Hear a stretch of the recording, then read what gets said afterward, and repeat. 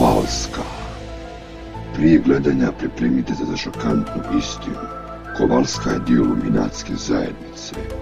Pogledajmo jedan njen klip.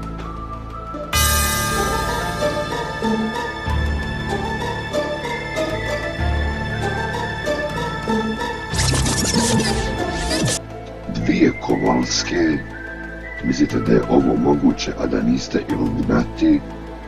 Pored toga što su dvije Kowalske, tu su u isto vrijeme PCX i Yasser. 3 osobe u isto vrijeme.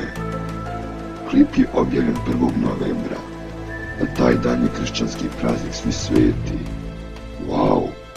Možda za ovaj klip Svi sveti iluminati?